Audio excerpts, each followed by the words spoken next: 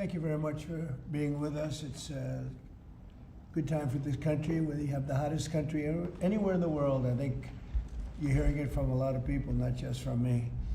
We're doing very well in so many ways. And the gentleman on my right, we recruited him. We tried to get the best person. We got a man that you'll hear in a second has done an amazing job with respect to Social Security.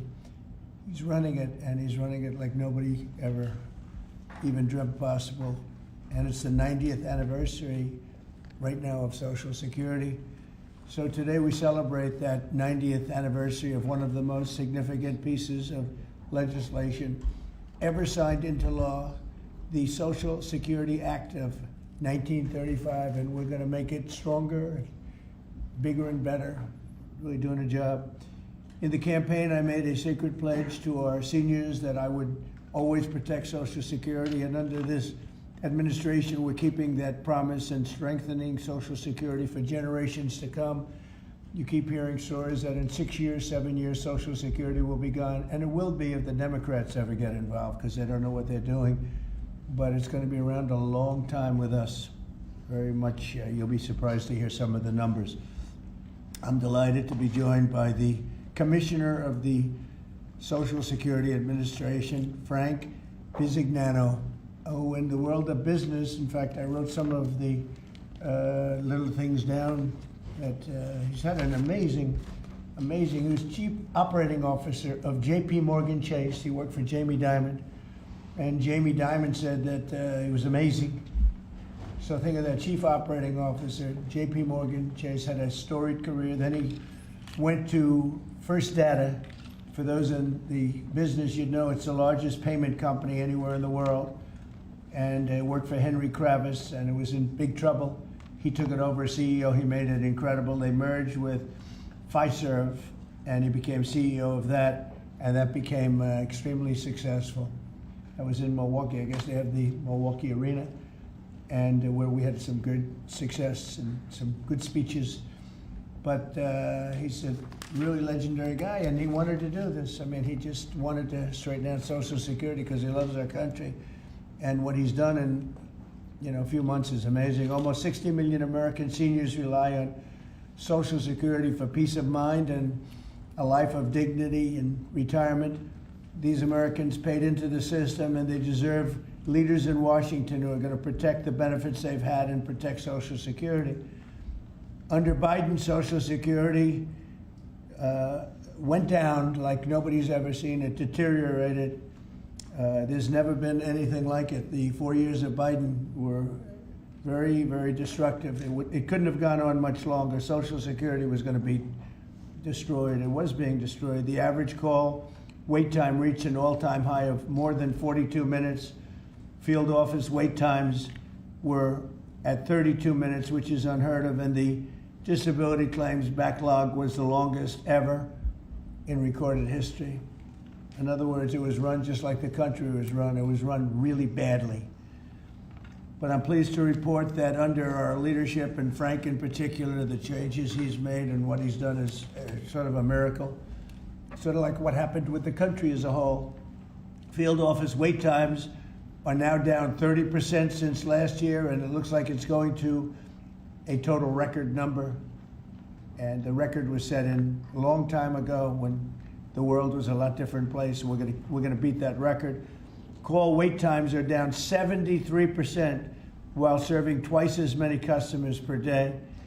The disability claims backlog is down 26%, and seniors now have 24/7 online access to their accounts, which they never had before, whereas under Biden, the website was down 29 hours a week for maintenance purposes. It was essentially not open very much. They were always maintaining it, but they didn't know what the hell they were doing. They had a person running that had no idea what they were doing. Among my very first acts was to order all government employees to return to the office or be removed from the job, which means our Social Security offices are now open for full business hours 5 days a week. So unlike being shut down all the time, we're open at record levels also. We're making it really great for the people that want and demand Social Security, and they paid into the system. They deserve it. Last month, I signed one big, beautiful bill and allowed no tax on Social Security for our great seniors, okay? So how's that? Not bad, right? No tax on Social Security for our seniors. And to protect our benefits, we've already kicked nearly 275,000 illegal aliens off of the Social Security system. These are people, many of them have already left the country, and yet we were sending them checks all the time. And 275,000, and that number is now even larger than that, Frank. It's an unbelievable job. And what that's doing is making the system strong. It's making it strong. Biden never kicked anybody off. Everybody joined. And we're carrying out historic deportations to remove many more illegals committing Social Security fraud. It's the Social Security fraud that was taking place at levels that nobody's ever seen. We cleared 12.4 million names listed in the Social Security database over 120 years of age. Think of that. So we had 12.4 million names where they were over 120 years old. Is that right? That's a hell of a statement. I have a feeling, Dan, that's not really really didn't happen, did it? So you have 12.4 million names listed in the Social Security database that were over 120 years of age, meaning you were breaking records, because I've never heard of anybody at 125. There were nearly 135,000 people listed who were over 160 years old, and in some cases getting payments. So somebody's getting those payments, and we're after that. We're also fighting the menace of inflation to make life more affordable for American seniors, and we've ended Biden's inflation nightmare. So we had the worst inflation in the history of our country, and now our inflation is down to a perfect number, a beautiful number, hardly any at all. And yet our country's taking in tens of billions of dollars and trillions of dollars, actually trillions of dollars in tariffs. You know all about it. It's been amazing. They say, why are we taking in so much money? Last week they found $29 billion and they couldn't figure out where it came from. I said, check the tariff shelf. And they said, how did you know that's where it came from? We're taking in billions and even trillions of dollars in tariffs, paid by other countries who, frankly, were taking advantage of us for many, many years. And they were doing that to us, but our people didn't know it. We didn't have smart business people. We've ended Biden's inflation nightmare and came in below expectations, and yet, again, this past month, we set records. Gasoline prices are way down, and really dramatically, as everybody knows, and energy prices have been going down, other than in certain states where you have Democrat-run states where they put windmills all over the place. Anytime you see a windmill, you'll say, well, they have bad energy costs, and it's happening in New Jersey. I saw that there's a revolution going on in New Jersey. They closed up a nuclear power plant, and they're raising electricity rates by 21, 22, and 28%, something like that. And you're going to have a new governor in New Jersey. I'll tell you what, you have a good man running in the Republican Party. He'll get them down. But what they've done is they've killed so many good sources of energy for very expensive windmills and lots of other things that don't work. 401ks and retirement accounts are soaring, and the stock market is setting record highs. Almost every day we're going record highs, and yet we're taking in hundreds of billions of dollars in tariffs. So it's turned out that Trump was right and they were wrong. A few smart people knew what was going to happen. A few of us were right. So we're going to keep the fighting going. We're going to make America's seniors every single day. We're going to fight for them. We're going to make them richer, better, stronger in so many different ways. But Social Security is like pretty much the one that we think about, and we love it, and we love what's happening with it.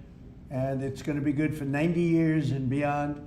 Again, you were given only a short period of time. Social Security was supposed to be like down. Had they won the election, Social Security would have defaulted during Biden or Kamala's election, whoever they so chose, two beauties. And now what I'd like to do is ask Frank to say a few words. Again, This is a man with a really storied past. He's one of the most successful anywhere in the world. What he did at J.P. Morgan Chase and what he did for Henry Kravis and all of the others are like legendary stories. And he just wanted to do this. He's making about a tiny fraction, I would say, a tiny fraction of what you used to make. But he didn't care. He wanted to do it. He made a lot of money. And he said, I want to run that system. I want to put it back on track. And he's got an unbelievable talent over there. It's like a different place. So Frank, would you say a few words, please? Sure. Thank you. There's less than 1% tiny fraction, sir. Is that what it is, less than one? That's a tiny That's fraction. an honor. It's an honor. It is an honor. And I'd like to start off by thanking the President for his tireless effort in running the country, in what he's done across the country, meeting every commitment. And, you know, I see it directly in the big, beautiful bill, the opportunity that it's brought to seniors. But his effort on every commitment, delivering against it, and delivering on world peace tirelessly. I'd like to also thank him for my opportunity. You know, he's teasing me, I'm teasing him about the economics of the job. But the reality is to serve 300 million Americans, which is what Social Security serves, is a tremendous honor. And him putting that faith in me and building what I believe, and I think I have a right to say it, is the best leadership team ever assembled in the White House and in the cabinet. So that's my great honor. So I come here and get the opportunity to serve the American public in a manner that I never imagined in my life. And what we found was the opportunity to fix a foundation. The reality is, people talk about 72 beneficiaries. I talk about over 300 million Americans with a Social Security number that we must protect through the system. And when you look at what we talk about in eliminating Social Security numbers that were live in the system, they could carry fraud through the whole system. So the first thing was root out fraud, waste, and abuse. But while doing it, the best way to be more efficient is provide more accurate payments and better service. And you heard the numbers. I think the most staggering number is that we had a website that was down 29 hours. This will be a digital-first agency, and we are building my SSA accounts. That's the digital account. And we have a bold goal of 200 million Americans to have a digital SSA account by the end of next year. It will happen. Just like we had a bold goal of single-digit wait time on the calls when they were at 40 minutes. And we did that. This is my 100th day. We did that within 90 days, right? Get the web up and running, bring technology to our field offices, use digital presence to answer and serve the American public. That's the job. When we do all that, then we'll really know the answer to if we have a hole, right? I was presented my second week on the job with $18 billion in errors by the Inspector General. It was public. In less than a month, we solved $9 billion of it. So that's the type of swift action we can take, right? You see the things like the big, beautiful bill for the seniors. You see better digital services. You see field office wait times down. If you make an appointment to have a field office visit, it now happens in 6 minutes. Unprecedented. We are serving more people and delivering more than was ever delivered before in a manner with the highest possible quality, and we've just begun. You should expect this to be a great digital-first agency. My commitment to make this happen is as deep as the President's commitment to make the world a great place. And you see the fabulous job happening here across America and what he's doing in the world. You should expect Social Security, just like the President. I thank him for making America great again. It's happening. Social Security will be great again. You have my commitment. Thank you, Mr. President. Thank you very much, Frank. I'm going to sign the new proclamation, please. Sir, this is a proclamation both commemorating the 90th anniversary of the Social Security Act, the signing of the Social Security Act, and also the incredible accomplishments of your administration fixing and promoting and safeguarding Social Security. And it also obviously mentions the fact that as part of the One Big Beautiful Bill, a vast majority of our senior citizens are no longer paying taxes on their Social Security benefits as you promised in your Right. campaign and as you delivered for the American people. That's a big factor, isn't it? Huh? Yes, sir. That's great. I think they're very happy about it, too. They're very happy about a lot of things. Good job, Frank. Thank you, sir. And Frank has brought with him some of the most talented people in business, and they were making a lot of money, but they made a lot of money. They had money they didn't have to make anymore, and they just want to do this. They want to have our country become strong and good, and that's what's happening. And we're doing that in a lot of locations, a lot of areas. You deal with some of the people that are commissioners, that are secretaries of state, secretaries of treasury and of commerce, people that were really, really successful people, and they gave all that up to make a very small amount of money. They don't even consider it a fraction. You say 1%, less than 1%, you're less. That's pretty good. That's a big pay cut.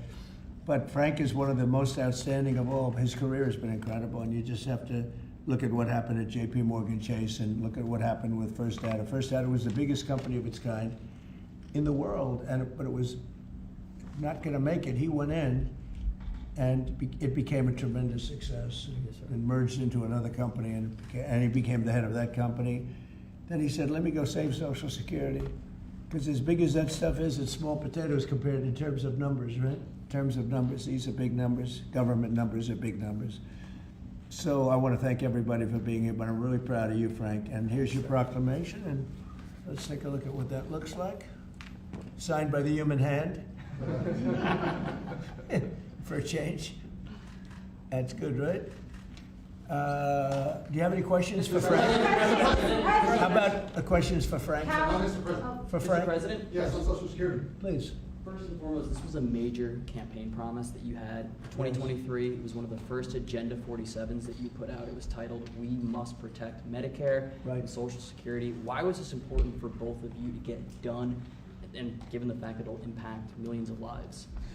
Well, it was very important to me because I knew how Social Security, I've been hearing about it for years, long before I came to office, that it was really going to die very shortly, and I had to put somebody outstanding in. And we were talking. I was talking to him on a business sense once, and I said, "This guy's amazing." And he said, "I'd love to help you with Social Security because it's sort of what he does. You know, he takes troubled entities and turns them around." And he did some of the biggest messes in the world, and Social Security in a certain way, I guess, you know, you reported it all the time. In 4 or 5 years, it's going to go bust, but not anymore. It's not.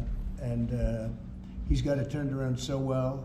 The proclamation helps. All of the things we've done help. And he's finding such tremendous fraud where we have illegal aliens. We have people that don't even exist on Social Security now. They don't exist. And what it does, it makes it totally secure and powerful for the people that are on it and need it. And we're very proud of the job he's done, one of the best. Kara Castro from Lindell TV. How are you today, sir? Democrats like Bernie Sanders and Elizabeth Warren continue to peddle the lie and the claim that you're trying to cut Social Security, despite your repeated promises to protect it. Why do you think they keep pushing this misinformation and literally terrorizing the elderly in America that sadly keep watching the very misleading mainstream media? I love your question. I should have called you almost first, but I love his questions also, always. But it's such a good question. It's so vicious what they do. Elizabeth Warren said she was an Indian. We call her Pocahontas. She's a liar. She lied her whole career. Based on the fact that she was an Indian, she was able to get into certain colleges, get certain jobs, get into certain universities to work there. She's a liar and a mean person. She's a nut job. I watched her the other night. She's all hopped up endorsing a communist in New York City. And she was all excited and jumping up and down. She's got to take a drug test. She really does. She's got to take a drug test. There's no way somebody can act that way and be normal. What she's done to our financial institutions, she destroys people. Do you know that you had a lot of great banks in the Midwest and banks that loaned to farmers and others, and they went out of business? She put them out of business. Stone cold mean. Banks that were open 150 years, family banks that supplied the farmers and manufacturers and others, and she put them out of business. She's a mean, horrible human being. Bernie Sanders is Bernie Sanders. I don't mind him so much. He's just a liberal guy, very liberal guy. He's a wacky guy. He's still sharp. I got to tell you, you know, he's 86 or 87 or something. He's still sharp. You compare that to Joe Biden, it's, you know, sort of what happened. So I don't mind Bernie Sanders. With him, you know what you're getting. You're getting a guy, he's a nasty guy, but he's somebody that, I don't know if I call it a fastball, but he's able to throw the ball pretty well. He's okay. I watched him the other day. He was totally on the opposite side of things. I will say this, the biggest issue right now, and an issue that's really taken hold, is crime, stopping crime in the cities, and the Democrats are fighting the stopping of crime. So I think that's like men playing in women's sports is okay, or transgender for everybody okay, but this is a bigger issue. This is the biggest of all issues. Crime is rampant in DC, it's rampant in our generally blue-run cities, and they've got to do something about it, or they're never going to win another election. And instead of calling me a dictator, they like to say Trump's a dictator. Trump's a dictator. Well, I had calls from many, many friends, including Democrats. I have a lot of Democrat friends, but they're normal people. And they were thanking me so much for what I'm doing in DC. They feel so safe already. And you know, at the border, we had 0 people come in, and this is done by a liberal group. They're the people that do it. I have nothing to do with it. 0 people in 3 months. We had 0, 0, and 0 for 3 months. And last year we had millions of people pouring in from all countries, from jails, from drug addicts, gang members, drug dealers by the thousands and thousands. 11,888 murderers, half of whom committed more than one murder. They flowed into our country, and for the last 3 months we had none. And I didn't get, remember when Joe Biden used to always go, I need legislation, I had no legislation. I just said we're closing the borders, and the whole world understood it because they respect your country again. They really respect this country again. They didn't respect it. When he said it, it didn't mean anything. But now they know it meant a lot. And Mexico does what we tell them to do, and Canada does what we tell them to do, because we have the 2 borders. We have the northern border, the southern border, and they were both horrible. But now it's some people say it's a miracle. Well, what Frank has done with Social Security also is something very special. But what we're doing with crime, which will be your next question, I guess, that's because everyone's they're afraid. Half of the people here, maybe all of the people here, most of you live in DC, you are petrified to go out. And you're liberal, and if you're liberal, you're going to have to change. You're Democrats, you're going to have to change your ways. So we will have crime under control very shortly in DC, but they're record numbers. And sadly, what I guess the mayor did, but whoever it was, they asked the numbers to be fudged so that it would show less crime than the fact. The fact is, it's worse than it's ever been, and we will have it just like we did at the border, where the borders are totally in great shape right now, the best ever, record-setting shape. We'll have the crime situation solved in DC very soon. And we're also going to beautify the city. We have a beautiful city, but you can't have graffiti, and you can't have roads with potholes, and you can't have the medians, the dividers in the roads falling down on the street. We're going to be beautifying the city, making it really beautiful. We're going to be getting the criminals the hell out of here. We don't want the criminals in Washington, D.C. Mr. President, one on your Putin meeting and then one on DC crime. Are you prepared to offer Vladimir Putin access to rare minerals to incentivize him to end the war? We're going to see what happens with our meeting. We have a big meeting. It's going to be, I think, very important for Russia, and it's going to be very important for us, and important for us only that we're going to save a lot of lives. Look, we have, we're not paying any money, as you know, to Ukraine. We're supplying equipment. We're being paid 100% plus for that equipment by NATO. And I got NATO up from 2% to 5% of GDP. They now have billions of dollars. NATO is a very rich group of countries, and we make the best military equipment anywhere in the world by far, and they're buying our equipment, and they're paying 100% for the equipment, 100%. In fact, they owe us about $2 billion now. They're going to send a check. Another one was sent recently for $1 billion. So we're not spending any money anymore. Biden gave them $350 billion, got nothing for it. And if you look, and by the way, we also signed a rare earth deal where we get, years of rare earth to get our money back, the money we spent. But what I'm really doing this for is to save thousands of soldiers a week. You have Russian soldiers, you have Ukrainian soldiers, and then you'll have missiles dropped into various cities and towns in Ukraine. And they're losing last week they lost 7,251 people, mostly soldiers, Russian and Ukrainian soldiers. I'm doing it for that reason. We have a meeting with President Putin tomorrow.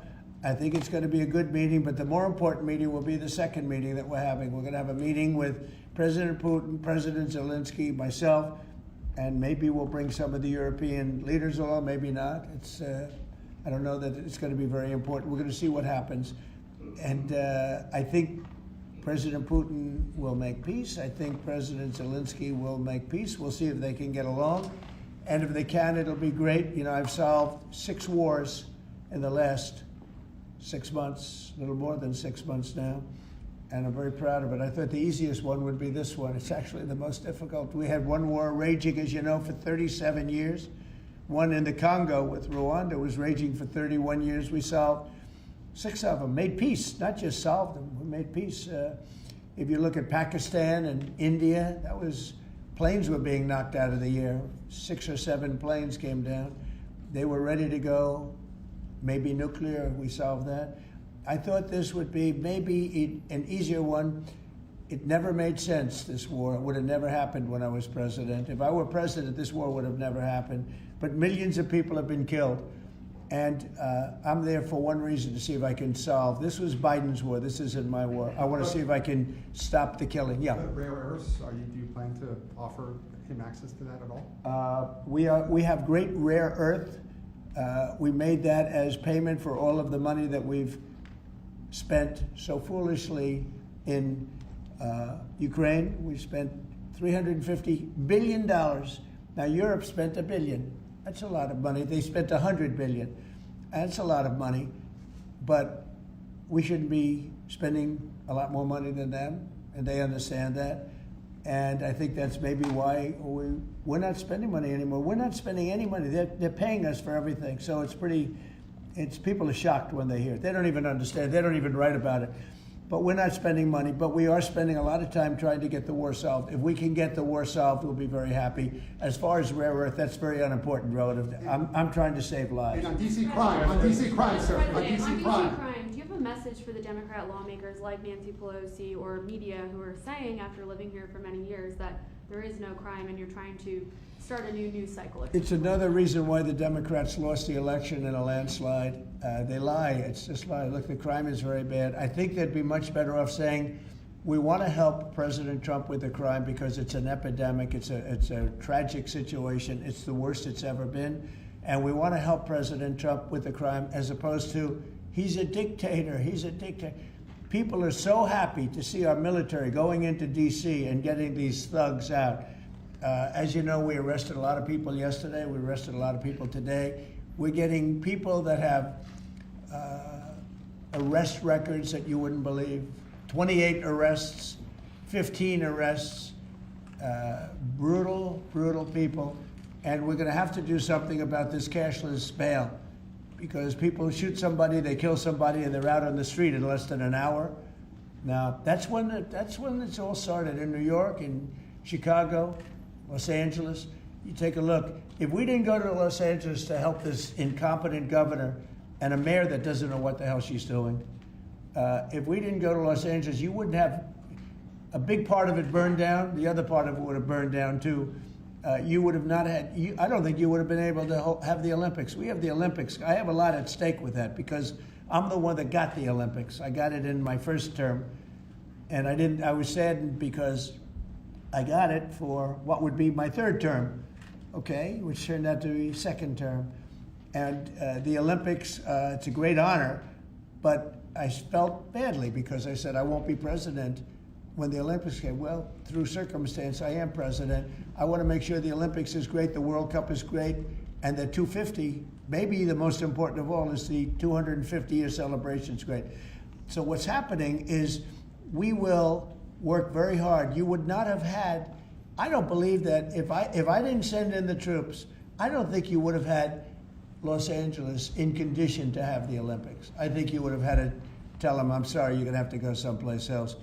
And if you look at the police commissioner or the sheriff, he said, we really needed them. Thank God they were here. We really needed them. That was the first 2 or 3 days. After we solved their problems, then he said, well, I think we could have maybe done it. No, he was told what to say. He said, you go back to your files and see what he said. He said, thank goodness they came. If I didn't go and put our military there, or National Guard in that case, and we'll go military if we have to, but the National Guard went there. They were very effective. If we didn't do that, I don't think you would have had the Olympics in Los Angeles. The place would have been just like the 25,000 houses that burned down, where, by the way, the governor ought to focus on getting their permits. You know, the federal permits are given. Those are the hard ones, and they were given a long time ago. People can't rebuild their house because they can't get permits from the state and the city, and they ought to focus on that because it's very upsetting. I went there right after the fires. I walked the streets, and I met a lot of great people that want to rebuild their homes. We took care of it from the federal standpoint, but they're not taking care of it from the city standpoint, the mayor and the governor. They're not getting their permits. They can't build their houses. Mr. President, on DC crime. Go ahead, please. Mr. President, thank you. Do you think this summit and the incentives for peace you are putting on the table could end up rewarding Putin for his invasion of Ukraine? And what kind of signal do you think that could potentially send to other aggressors? No, I don't think it's a reward. I think that what we have is a situation that should never have started, should have never started. It didn't start under me, and for 4 years it wasn't even discussed. And I could see it was going to happen after I left. I could see what was happening. Everything that we did was wrong. Everything that was done was wrong. Everybody's to blame. Putin's to blame. They're all to blame. This is a war that would have never happened. Mr. President, on DC crime, sir. The other question on LA, Mr. President, earlier today, the Washington D.C. police chief issued an executive order allowing metropolitan police officers conducting traffic stops to notify federal immigration and customs enforcement about undocumented immigrants that they encounter. Yet the city has a long-standing pro-immigration policy, including allowing non-citizens to vote in local elections. Which is ridiculous. And limiting cooperation with federal immigration agencies. Right. Did your administration pressure the D.C. police chief to review and repeal these policies? And will you require other cities to roll back similar policies to avoid possible federal takeover of local law enforcement? So what you're saying is that it was a very positive thing. When they stop people, they find they're illegal, they report them, they give them to us, etc. That's a very positive thing. I have heard that. It just happened. That's a great step. That's a great step if they're doing that. Yeah, I think that's going to happen all over the country. We want to stop crime. I think if the Democrats aren't strong on this issue, they won't be able to do it. I think this is a bigger issue than all of the other ridiculous things that they, like open borders. Well, open borders is bad. Open borders has caused a lot of this problem, allowing millions and millions. I think 24 million people were allowed to come into our country. Many of these people from prisons, from jails, from mental institutions. This was the Biden policy, and I don't believe it was him. He was never there before. It was the people that encircled this very beautiful desk, the Resolute desk. Radical left lunatics who were smart, but radical left. And I'm very happy to hear what you just said, because I've heard that. And Mr. President, on LA, if I may, the mother of a 15-year-old California boy who was briefly detained at gunpoint in a case of mistaken identity, the LAUSD superintendent says that surveillance video shows armed agents wearing police and border patrol insignia. Given the National Guard, the Border Control, ICE agents, they're not trained in local policing. What specific steps are you taking to ensure that young people are not put in harm's way with these types of operations? Yeah, what they are trained in is common sense, and they're very tough people. And they have great common sense, and they are highly trained. I heard the mayor of L.A. was saying, oh, they're not trained this way. I heard this character from, where was he from? They talk about him as a candidate. He's got no chance. The governor of Maryland, I watched him this morning saying that the governor of Maryland, yeah, they say maybe he'll be a president. He's not presidential timber at all. But I heard him today talking about how the National Guard or the military is not trained in police, but they're trained in common sense, and they're trained in not allowing people to burn down buildings and bomb buildings and shoot people and all of the things. They've done a great job. Again, if we didn't send them, and very importantly, if we didn't send them into Los Angeles, the rest of Los Angeles would have been burned down to the ground. When you look at Minnesota, Minneapolis, I sent them into Minneapolis because the governor wouldn't make the call. If I didn't do that, you wouldn't have a Minneapolis. It wouldn't be, I don't think it would be existent today. You remember the famous scene burning over the CNN anchor's shoulder? He said, everything seems to be very peaceful. And behind him, the whole city's burning down. So you had the whack job governor who ran for vice president, who made a fool out of himself. You would have had, I saved that city, I'll tell you, I saved that city. So the bottom line is these are very tough people that are trained in a thing called common sense, and they're also trained in doing what we're talking about right now. And you watch crime stop, but you wouldn't have Los Angeles, it wouldn't be existent today. We would have had to cancel the Olympics if I let that go on. Mr. President, will you pressure Israel to allow journalists into Gaza to cover the humanitarian efforts the U.S. is pursuing? And I'd like to see that happen, sure. Would you pressure? I would like to see it happen. I would be very fine with journalists going in. It's a very dangerous position to be in, as you know, if you're a journalist, but I would like to see it. And on tariffs, Brazil, Mexico, and Latin America are getting closer to China, and they say it's partly because of the tariffs you're imposing those countries. Are you concerned them getting closer to China? No, not at all. I'm not concerned at all. They can do what they want. None of them are doing very well, and what we're doing in terms of economics, we're blowing everyone away, including China. We're doing better than any other country in the world right now. Brazil has been a horrible trading partner in terms of tariffs. As you know, they charge us tremendous tariffs, far, far more than we were charging them. We weren't charging anything, essentially. And Brazil has some very bad laws happening where they took a president and they put him in jail, or they're trying to jail him. And I happen to know the man, and I will tell you, I'm pretty good at people. I think he's an honest man. I think what they've done, this is this is really a political execution that they're trying to do with Bolsonaro. I think that's terrible. But they also treated us very badly as trading partners for many, many years. One of the worst countries on earth for that. They charged tremendous tariffs, and they made it very difficult to do anything. So now they're being charged 50% tariffs, and they're not happy, but that's the way it goes. Mr. President, on DC crime, sir, on DC crime, are you concerned at all that some federal officers that are helping DC police might be being pulled away from other high priority assignments? Like what? Like what? Terrorism, for example. Oh, really? Terrorism? They'll stop terrorism as part of what they're doing right now. No. The soldiers that we have, first of all, we have plenty of them, long beyond what that you have here.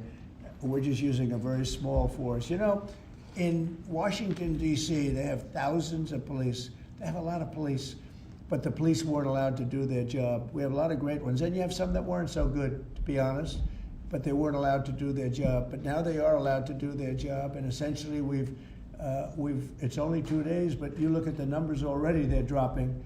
And no, they're not being pulled off for anything. Mr. Mr. President, as you know, there were some very concerning reports about crime statistics. Police are manipulating crime data to downplay crime in DC. Will the administration release its own crime statistics to counter their misinformation? And will those individuals who are intentionally misrepresenting crime data and fudging the books, like you said, be penalized for endangering the public? They are under investigation right now. They are giving us phony crime stats, just like they gave other stats in the financial world, but they're phony crime stats. And Washington, D.C. is at its worst point, and it will soon be at its best point. You're going to have a very safe, you're going to have a crime-free city. I mean, I say that. You're going to have virtually a crime-free city. And these are strong men, but the criminals are strong men and women, but they're strong men. And these are people that don't play games. We're not playing games. These are criminals we're dealing with. And they treated people. They took one of the people that worked for us the other day. You saw the beating, the pounding, 10 against 1. And they pounded the hell out of him. He's lucky to be alive. He's barely, almost killed. And we're not going to have that happening, please. Tulsi Gabbard declassified more documents last night related to the Russiagate Good. hoax. She's doing a great job, by the way. That was another fake story. I'm very happy with the job she's doing. That's right. They declassified some terrible documents talking about Democrats and what they did. Yeah. Radical left lunatics. It showed that then DNI James Clapper sent out emails to IC officials saying that it would be a team sport to push then the debunked 2017 ICA report, and that it might need them to compromise on their normal modalities. What's your reaction to the latest declassification, and in your view, sir, what does real accountability look like for the players It's involved? incredible what we're finding.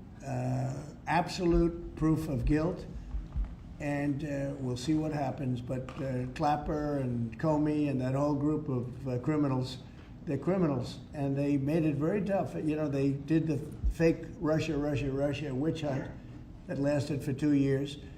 And I got totally exonerated. There was no doubt about it. They should have done it in 1 day, not 2 years. But it was a whole scheme to try and demean Trump so that I couldn't win an election. And that is a criminal group of people. They're sick people, and they're criminals, and they should be taken care of. Mr. President. Does Putin have a strong hand tomorrow?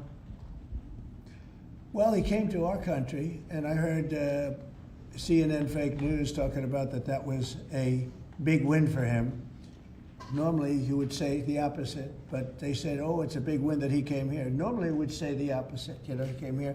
I think that President Putin would like to see a deal. I think if I weren't president, he would take over all of Ukraine.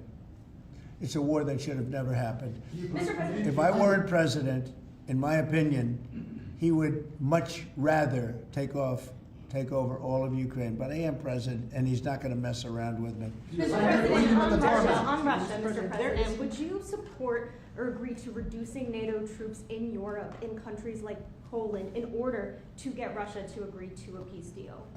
That hasn't been put before me, and I'll think about that for later, but it has not been put before me. Go ahead. Is anything less than an unconditional and immediate ceasefire a victory for the U.S.? Tomorrow? Yes. Well, tomorrow we'll see. I say, I don't know where that comes from. It's sort of not a good question.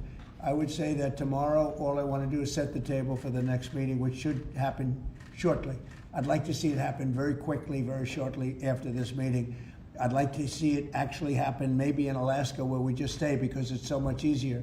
But I think that it's going to be very interesting. We're going to find out where everybody stands, and I'll know within the first 2 minutes, 3 minutes, 4 minutes, or 5 minutes, like we tend to find out whether or not we're going to have a good meeting or a bad meeting. And if it's a bad meeting, it'll end very quickly. And if it's a good meeting, we're going to end up getting peace in the pretty near future, okay? How about one more? Thank you, Mr. President. On the Smithsonian, I know that your administration is seeking to weed out a lot of this left-wing spin that's in the museums, but we're seeing from people like Brian Stelter or other commentators that they're insinuating that you are trying to change history according to your narrative. What's your response to that, and is there anything you particularly like to Well, take we a look want at? the museums to treat our country fairly. We want the museums to talk about the history of our country in a fair manner, not in a woke manner or in a racist manner, which is what many of them, not all of them, but many of them are doing. Our museums have an obligation to represent what happened in our country over the years, good and bad, but what happened over the years in an accurate way. Thank you very much, everybody. Thank you, press. Thank you, press. Thank you. Thanks, guys. Cut it out right here. Thank you, press. Thanks, guys. Cut out right this way, right this way. Thanks, guys. Keep coming. You see the video Let's of go, the guys. sandwich thrown at the Thanks, officer? guys. Thanks, guys. Thank you, press. Thank you very much. Thanks, guys. Thank you, press. Let's go. Let's go. Thank you, press. Thank you. Thank you. Keep coming.